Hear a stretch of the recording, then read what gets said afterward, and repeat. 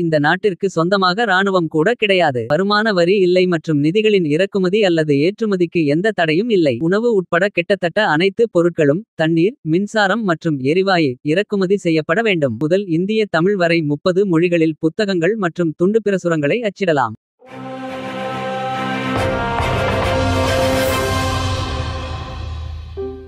உலகம் முழுவதும் உள்ள மக்கள் பலவிதமான நம்பிக்கைகள் மற்றும் மதங்களை பின்பற்றுகிறார்கள்.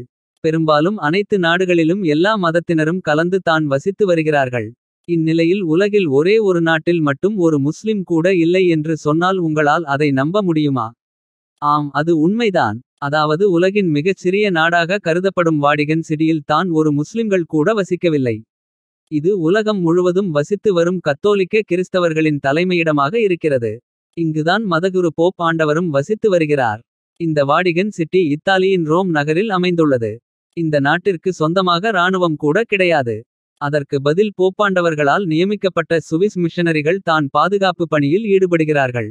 இவர்கள் இத்தாலிய இராணுவத்தின் உதவியுடன் வாடிகன் சிட்டியை பாதுகாக்கிறார்கள். மேலும் கடந்த 2019ஆம் ஆண்டு புள்ளி விவரத்தின்படி வாடிகன் சிட்டியின் மக்கள் தொகை 453 ஆகும். நிலத்தால் சூழப்பட்ட திருச்சபை மாநிலம் ரோமன் கத்தோலிக்க திருச்சபையின் இருக்கை மற்றும் ரோமில் உள்ள ஒரு உறைவிடம் டைபர் ஆற்றின் மேற்கு கரையில் அமைந்துள்ளது. வாடிகன் நகரம் உலகின் மிகச்சிறிய முழு சுதந்திர தேசிய மாநிலமாகும். அதன் இடைக்கால மற்றும் மறுமலர்ச்சிச் சுவர்கள் செயின்ட் பீட்டர்ஸ் சதுக்கத்தில் தென்கிழக்கில் அதன் எல்லைகளை உருவாக்குகின்றன. 6 நுழைவாயில்களில் 3 மட்டுமே பியாஸ்ஸா ஆர்கோ டெல்லே காம்பேன் முகப்பில் செயின்ட் பீட்டர்ஸ் பசிலிக்கா மற்றும் வடக்கு சுவரில் உள்ள வாடிகன் நுழைவாயில் ஆகியவை பொதுமக்களுக்கு திறக்கப்பட்டுள்ளன.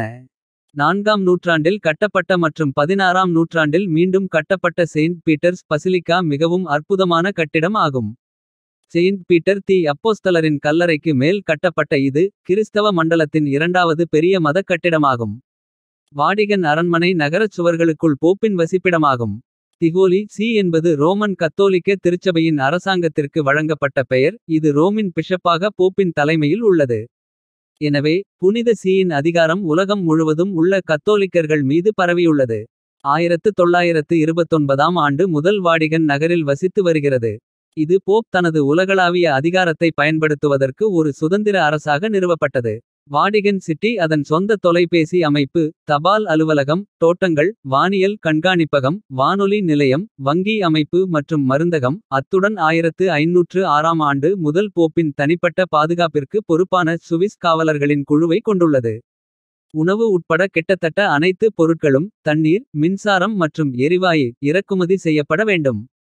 வருமான வரி இல்லை மற்றும் நிதிகளின் இறக்குமதி அல்லது ஏற்றுமதிக்கு எந்த தடையும் இல்லை. ஹோலி சி என இது உலகெங்கிலும் உள்ள 1 பில்லியனுக்கும் அதிகமான ரோமன் கத்தோலிக்கர்களின் தன்னார்வ பங்களிப்புகளிலிருந்தும் முதலீடுகள் மற்றும் முத்திரைகள் நாணயங்கள் மற்றும் வெளியீடுகள் ஆகியவற்றின் மீதான வட்டியிலிருந்தும் அதன் வருமானத்தை பெறுகிறது. 1980களின் முற்பகுதியில் இருந்து வங்கிச் செயல்பாடுகள் மற்றும் செலவுகள் பகிரங்கமாக அறிவிக்கப்பட்டுள்ளன. 4ஆம் நூற்றாண்டு முதல் 1870 வரையிலான காலகட்டத்தில் வாடிகன் ரோமைச் சுற்றியுள்ள பிரதேசத்தின் கட்டுப்பாட்டை பெற்றது மற்றும் போப்பாண்டவர் நாடுகளின் தலைநகராக செயல்பட்டது. 1929இல் வாடிகன் நகரின் சுதந்திர இறையாண்மை பாசிச இத்தாலிய அரசாங்கத்தால் அங்கீகரிக்கப்பட்டது. லேட்டரன் ஒப்பந்தம் மூலம் இறையாண்மை செயல்படுத்தப்படுகிறது. ரோமன் கத்தோலிக்க திருச்சபையின் தலைவராக போப் தேர்ந்தெடுக்கப்பட்டார். நகரத்திற்குள் அவருக்கு முழுமையான நிர்வாக சட்டமன்ற மற்றும் நீதித்துறை அதிகாரங்கள் உள்ளன. 1984ஆம் ஆண்டில் ரோமன் கியூரியாவில் அலுவலகங்கள் ஒரு பெரிய மாற்றியமைக்கப்பட்டதன் விளைவாக வாடிகன் நகரத்தின் வழக்கமான நிர்வாகத்தை அரசு செயலகத்தின் தலைமையில் நியமிக்கப்பட்ட 5 கார்டினல்கள் கொண்ட கமிஷனுக்கு பிரதிநிதித்துவப்படுத்தியது. வாடிகன் நகரத்தில் வசிப்பவர்களில் பெரும்பான்மையானவர்கள் பாதிரியார்கள் மற்றும் கன்னியாஸ்திரிகள். செயலகம் உள்நாட்டு வர்த்தகம் மற்றும் சேவை தொழில்களில் ஈடுபட்டுள்ள பல நூற்றுக்கணக்கான சாதாரண மக்களும் அடங்குவர். ரோமில் உள்ள மற்ற 10க்கும் மேற்பட்ட கட்டிடங்களுக்கும் அல்பன் ஹில்ஸில் உள்ள போப்பின் கோடைகால இல்லமான காஸ்டல் காண்டோல்ஃபோவிற்கும் சிறப்பு வெளிநாட்டிற்குரிய சலுகைகள் நீட்டிக்கப்பட்டுள்ளன. கூடுதலாக வாடிகன் நகரம் பல வெளிநாட்டு நாடுகளில் தூதரகங்களை பராமரிக்கிறது. மறுமலர்ச்சி காலத்திலிருந்து வாடிகன் கலாச்சார வாழ்க்கை மிகவும் வீழ்ச்சியடைந்துள்ளது. அப்போது போப்கள் இத்தாலியின் கலைகளின் முதன்மையான ஆதரவாளர்களில் ஒருவர். திவத்திக்கான் அருங்காட்சியகங்கள் மற்றும் காட்சியகங்கள். சிஸ்டைன் தேவாலயத்தில் மைக்கேலேஞ்சலோவின் ஓவியங்கள். போர்கியா அடுக்குமாடி குடியிருப்பில் உள்ள பிந்துரிச்சியோவின் ஓவியங்கள் மற்றும் ரபேலின் ஸ்டேன்ஸ். இருப்பினும் உலகம் முழுவதிலுமிருந்து விமர்சகர்கள். கலைஞர்கள் மற்றும் சுற்றுலா பயணிகளை ஈர்க்கிறது. சிஸ்டைன் சேப்பல் ஓவியங்களின் பல வருட மறுசீரமைப்பு பணிகள் 1994 இல் நிறைவடைந்தன. இதனால் மைக்கேலேஞ்சலோவின் படைப்புகளை முழு துடிப்பான வண்ணங்களில் பார்க்க முடிந்தது. 2000ஆம் ஆண்டு 1000 ஆண்டு ஜூபிலி உலக கவனத்தை வாடிகன் நகரத்தின் மீது செலுத்தியது. திவத்திக்கான் அப்போஸ்தலிக் நூலகத்தில் சுமார் 1,50,000 கையெழுத்து பிரதிகள் மற்றும் 1.6 மில்லியன் அச்சிடப்பட்ட புத்தகங்களின் விலைமதிப்பற்ற சேகரிப்பு உள்ளது. வாடிகன் அதன் சொந்த செல்வாக்குமிக்க தினசரி செய்தித்தாள் லொசார்வட்டோ ரமானோ ஐ வெளியிடுகிறது. மேலும் அதன் அச்சகம் பழைய திருச்சபை ஜார்ஜியன் முதல் இந்திய தமிழ் வரை 30 மொழிகளில் புத்தகங்கள் மற்றும் துண்டுப்பிரசுரங்களை அச்சிடலாம். 1983 முதல் வாடிகன் அதன் சொந்த தொலைக்காட்சி நிகழ்ச்சிகளை தயாரித்து வருகிறது. அதன் வானொலி ஒலிபரப்புகள் உலகின் பல பகுதிகளில் சுமார் 40 மொழிகளில் கேட்கப்படுகின்றன.